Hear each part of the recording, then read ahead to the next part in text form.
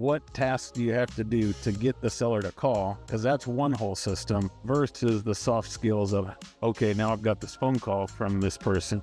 How do I communicate with them? And how do I run my numbers to make the offer? And how do I explain my solution to them? Those are two totally different skill sets.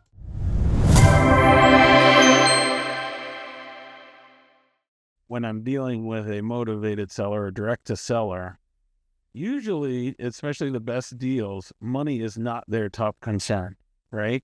Right. Yeah, for sure. Concern is they inherited this house, or the tenant damaged the property, or it's something else that they're really frustrated with and they want that pain relieved. And I can do that while making money because that's my top concern. Okay? So for sure. So it turns into a much better deal where everybody is happy. So yeah, you're solving a problem. Absolutely. You know, you think about what's the agent's pitch? I can sell it for the fastest for the most money. And when you go in and, as a buyer, you're not saying, oh, I want to pay the most for it. You're saying, hey, listen, I want to solve a problem and I want to build a portfolio, you know, and I don't want that house that's in perfect condition. Of course we do. But in reality, I want a house that I can put some value to, that I can make it, I can put my stamp on, I can make it better, you know, and those are the sellers that come to us, you know. Now, obviously, you know, 27% sold. I don't know how many, I didn't track that to which our investors did. I imagine they probably did about a third of that number would be my guess, maybe half.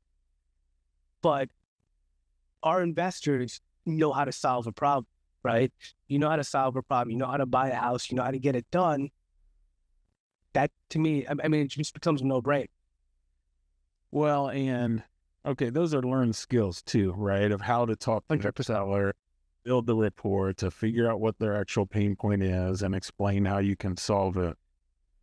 And in my mind, those soft skills take a little while to learn, but it's very nice to be able to compartmentalize the marketing aspect of what tasks do you have to do to get the seller to call? Because that's one whole system versus the soft skills of, okay, now I've got this phone call from this person.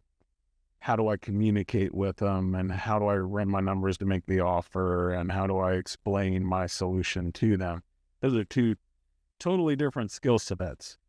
So I like the concept that the marketing is done and the seller initiates the call, and then it's down to the soft skills of dealing with that person and solving their problem.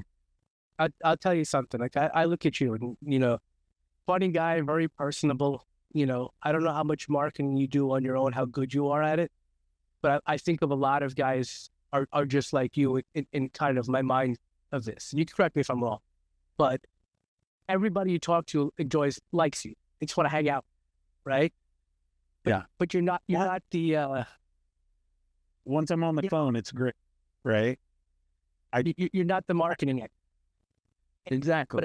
But if I put you in front of 5 or 10 or 20 or 50 people a month, you're going to make deals, and you're going to have a lot of happy people because you've done so much charity work, you've helped out so many people.